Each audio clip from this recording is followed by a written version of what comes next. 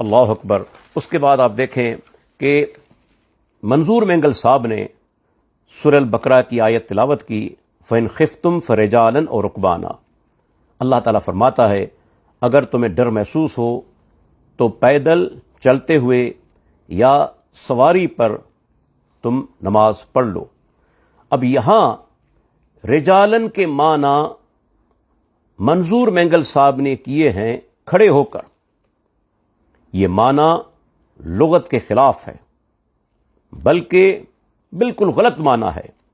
آپ دیکھیں عربی زبان کے اندر رجل یرجلو رجلن، اس کے معنی ہے پیدل چلنا، اور اس میں سے رجالن اسم فاعل ہے، یہ جمع کا صیغہ ہے، اس کا واحد ہے راجل، اور یہاں رجالن جو ہے یہ منصوب ہے حال ہونے کی وجہ سے، اس کے معنی ہے چلتے ہوئے یا پیدل، لیکن منظور مینگل صاحب نے اس کا غلط ترجمہ اس لیے کیا ہے کہ فقہ حنفی کے اندر یہ مسئلہ موجود ہے کہ امام ابو حنیفہ کے نزدیک چلتے ہوئے نماز نہیں ہوتی۔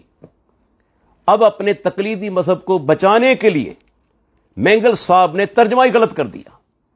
اب میں کچھ حوالے آپ کے سامنے پیش کرتا ہوں مختصر وقت کے اندر، کہ لغات کے حوالے اور عربی تفاسیر کے حوالے، اردو تراجم کے حوالے، کہ سب نے ترجمہ کیا ہے پیدل چلتے ہوئے، پیدل، لیکن یہاں مینگل صاحب نے ترجمہ کیا کھڑے ہو کر۔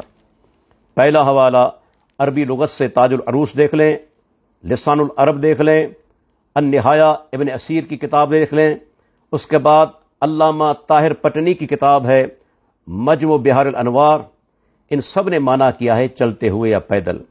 اس کے بعد اردو کے اندر قاموس الوحید دیکھ لیں، لغات القرآن عبدالرشید نعمانی کی دیکھ لیں، انہوں نے بھی یہی ترجمہ کیا ہے پیدل چلتے ہوئے۔ عربی تفاسیر جامع البیان وہ کہتے ہیں فصلوا رجالا مشاطا علی ارجلکم، تم نماز پڑھو پیدل چلتے ہوئے اپنے پیروں پر۔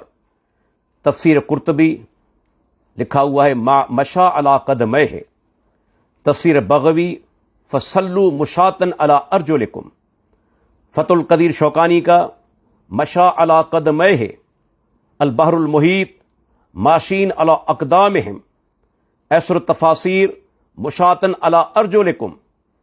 اس کے بعد محمد علی صابونی کا تفسیر صفۃ التفاسیر فصلوا ماشین علی الاقدام۔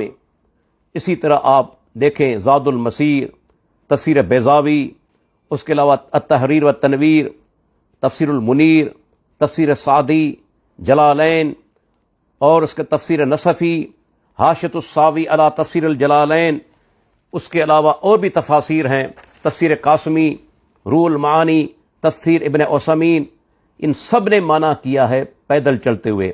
حتیٰ کہ اردو تراجم جن میں سے دیوبندی حضرات کے تراجم بھی ہیں، محمود الحسن دیوبندی صاحب کا ترجمہ، عاشق الہی میرٹھی کا ترجمہ، صوفی عبدالحمید سواتی کا ترجمہ، اور مولانا عبد الماجد دریا آبادی کا ترجمہ، اسی طرح مولانا امین حسن اصلاحی کا ترجمہ، اور سید مودودی صاحب کا ترجمہ، پیر کرم شاہ اظہری صاحب کا ترجمہ، اور علامہ غلام رسول سعیدی صاحب کا ترجمہ، ان سب نے ترجمہ کیا ہے پیدل چلتے ہوئے۔ لیکن یہاں منظور مینگل صاحب نے صرف اپنے مذہب کی وجہ سے، تقلید کی وجہ سے اس کا معنی بگاڑ دیا۔ اس کے بعد دیکھیں اگر یہ کہتے ہیں کہ رجالن کے معنی ہے کھڑے ہو کر، تو میں ان سے ایک سوال کروں گا۔ سورہ الحج اس کی آیت نمبر 27 ہے، اللہ تعالیٰ نے ابراہیم علیہ السلام کو جو حکم دیا کہ آپ لوگوں کے اندر اعلان کر دیں حج کے بارے میں، یاتوک رجالن، لوگ آپ کے پاس آئیں گے چلتے ہوئے، پیدل۔ کیا آپ ترجمہ کریں گے کہ لوگ آپ کے پاس آئیں گے کھڑے ہو کر؟ یہی لفظ ہے جو کہ سورہ البقرہ کے اندر موجود ہے۔ کیا آپ یہ ترجمہ کریں گے؟ کسی صورت میں نہیں۔ اس کے بعد آپ دیکھیں سنن ابی داؤد کے اندر حدیث نمبر 1249، عبداللہ بن انیس رضی اللہ عنہ نے چلتے ہوئے نماز ادا کی ہے۔ صحیح بخاری کی حدیث 4535 نمبر، عبداللہ بن عمر رضی اللہ عنہ صلاۃ خوف کا ذکر کرتے ہیں، اور وہاں بھی ذکر موجود ہے کہ تم چلتے ہوئے نماز بھی پڑھ لو اگر ایسی صورتحال پیدا ہو جائے۔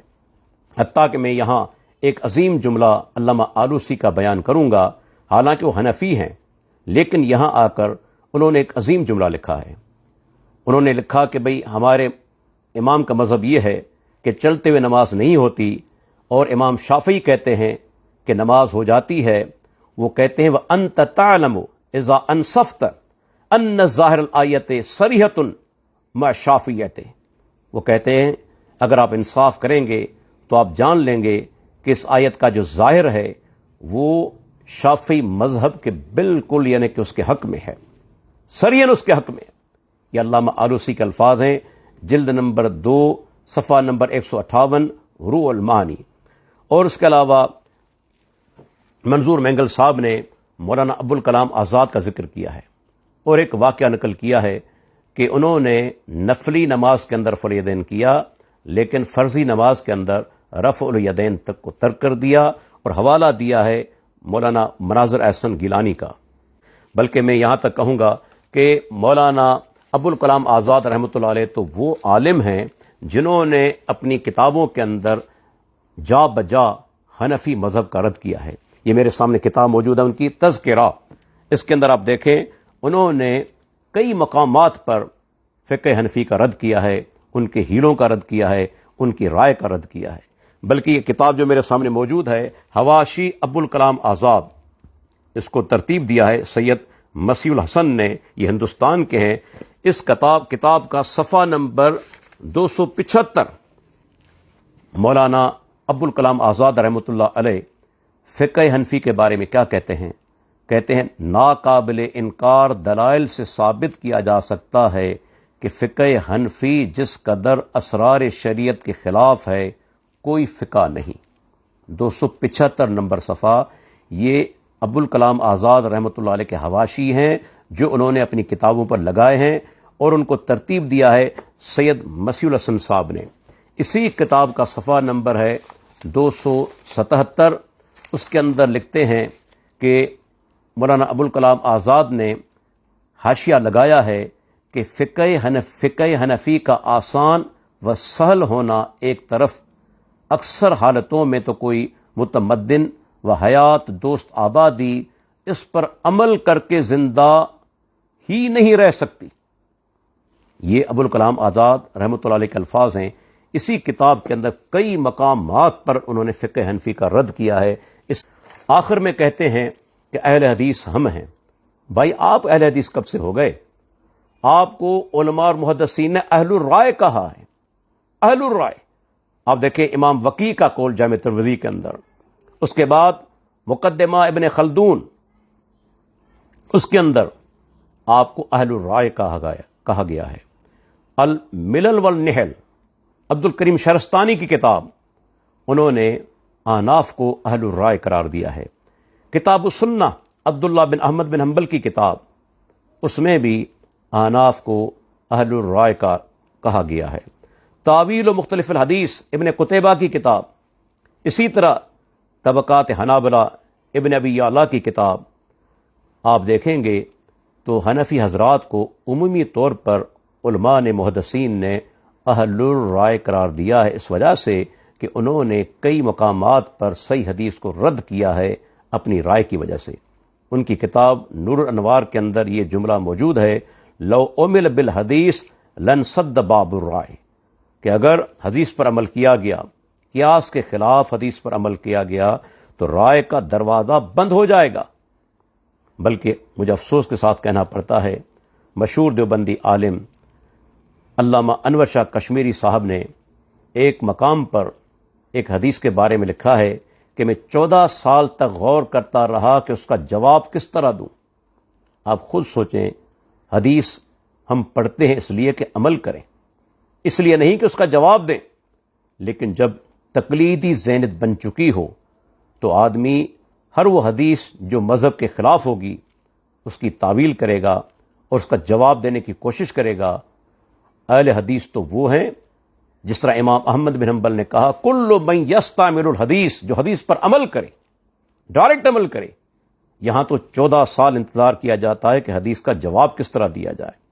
اس کے بعد میں یہ بھی عرض کرتا چلوں کہ شاہ ولی اللہ کی کتاب ہے الانصاف، اس کا صفحہ نمبر 129، وہ کہتے ہیں واشتغالہم بالحدیث قلیل قدیما و حدیثا، کہ حنفی حضرات کا حدیث کے ساتھ تعلق بہت کم رہا ہے، چاہے دور قدیم ہو یا دور جدید ہو، ہر دور کے اندر ان کا حدیث کے ساتھ تعلق بہت کم رہا ہے۔ الحمدللہ اہل حدیث ہی حقیقی اہل حدیث ہیں۔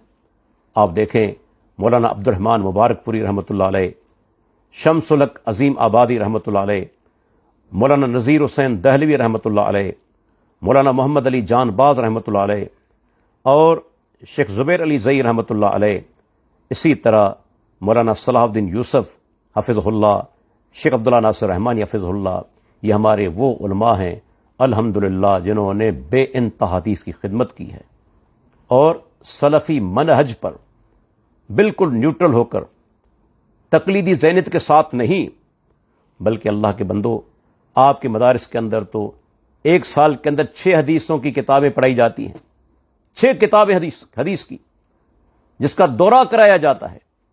مجھے بتائیے طالب علم کیا پڑھے گا، کیا حاصل کرے گا؟ آپ نے الزام لگایا ہے کہ اہل حدیث ترجمہ غلط کرتے ہیں۔ میں نے آپ کا حوالہ دیا کہ آپ نے اسی کلپ کے اندر قرآن مجید کی آیت کا ترجمہ غلط کیا۔ اللہ اکبر۔ اس لیے ہم یہی کہیں گے کہ اللہ کے بندو، اللہ کے پیارے پیغمبر کی بات آ جائے اور آپ کا فرمان آ جائے، اس کے بعد دائیں بائیں طرف دیکھنا، التفات کرنا، یہ مومن کا کام نہیں۔ اور جماعت اہل حدیث جو جماعت حقہ ہے، اس پر الزامات لگانا، ان کے بارے میں غلط باتیں کرنا، یہ کسی اہل علم کا کام نہیں۔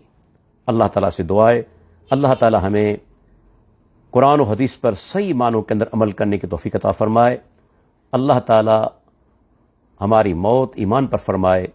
وآخر دعوانا ان الحمد للہ رب العالمین۔